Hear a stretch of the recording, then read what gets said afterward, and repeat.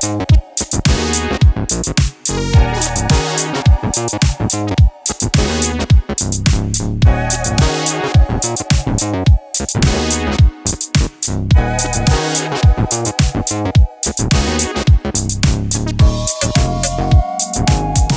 పేరు గోవర్ధన్ శ్రీనివాసాచార్యులు, ఆనాల వెంకటప్పారావు రోడ్డు, రాజమండ్రి, కోదండరామాలయం అర్చకులు.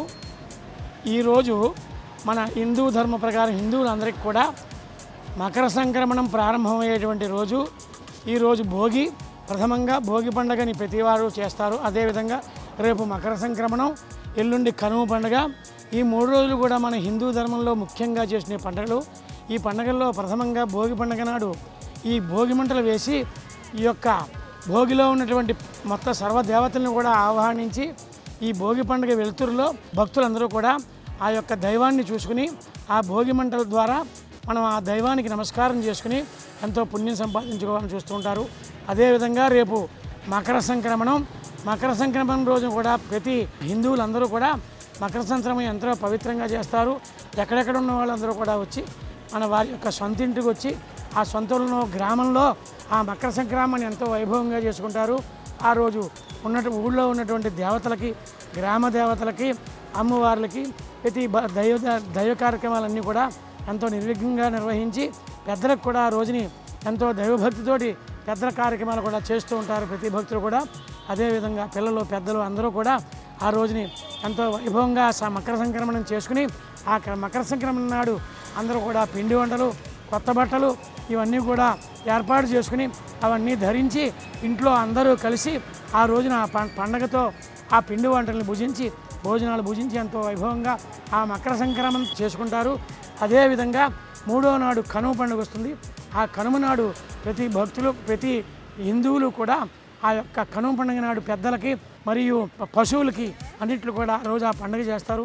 అదే రోజు మనం గ్రామ దేవతలు వారి గ్రామ దేవతలకి, అమ్మవారికి నైవేద్యాలు పెడుతూ ఉంటారు. ఆ నైవేద్యాలు పెట్టడం మనకి పూర్వం నుంచి ఆచారం కింద వచ్చింది. ఈ ఆచారాన్ని ప్రతి వాళ్ళు కూడా వదలకుండా ఇప్పటి వరకు చేస్తున్నారు. ఇక ముందు కూడా మన హిందువులందరూ చేస్తారు, చేయాలని ప్రార్థిస్తూ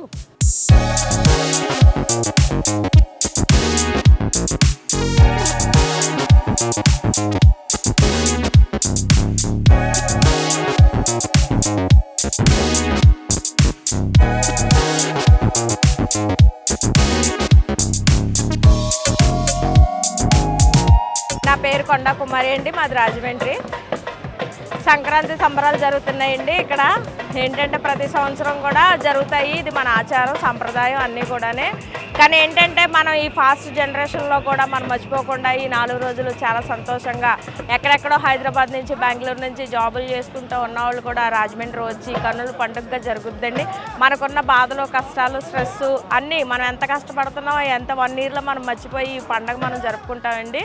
ఈ మనకి పెరుగుతున్న ఆర్థికంగా అన్ని రేట్లు పెరిగిపోతున్నా ఏం చేస్తున్నా కూడా సంక్రాంతికి వచ్చి అక్కడ కోడి పందాలని చక్కగా గాలిపటాలు ఎగరేసుకోవడం, ఆటలు పాటలు, కొత్తగా వచ్చిన ధాన్యాలు, చిరుధాన్యాలు అన్నీ కూడా మనకి వస్తూ ఉంటాయి. నెలంతా మనకి చాలా బాగుంటుంది. జనవరి అంటేనే చాలా సంక్రాంతి సంబరాలు, పిల్లలు ఆటలు పాటలు సెలవులతోటి చాలా సంతోషంగా ఉంటుంది, ఆహ్లాదకరంగా ఉంటాయి. నాకు కోడి పందాలు అంటే చాలా ఇష్టం అండి. నాకు కోడి పందాలు జరుపుకుంటాం మనం ఎక్కువగానే. కోడి పందాలు ఏంటి, పెద్దలు అందరూ మనం కూర్చొని పిండి వంటలు చేసుకుని రకరకాల పూజలు, సాంప్రదాయాలు అన్నీ కూడా చక్కగా జరుపుకుంటాం మనం. ఈ పండగ అన్నది 4 రోజులు ఉండడం వల్ల మనకి చాలా ఏంటంటే మనకున్నాయన్నీ మర్చిపోయి 4 రోజులు మనకు వచ్చిన చుట్టాలతో, కొత్త అల్లుళ్ళతో, గారెలతో, అరిసెలతో శుభ్రంగా చక్కగా తిని ఎంజాయ్ చేసేయండి. మంచి మంచి సినిమాలు వస్తాయి, మనకి సినిమాలు చూస్తూ ఉంటామండి. సంక్రాంతి సంవత్సరానికి ఒకసారి ఉండాలి, వస్తుంది. మన సాంప్రదాయం మనం మర్చిపోతున్నాము.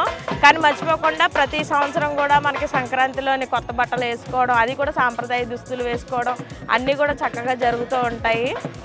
ఇంకా చెప్పుకోవాలంటే మన రాజమండ్రిలోనే ఇంకా ఇది సాంప్రదాయం.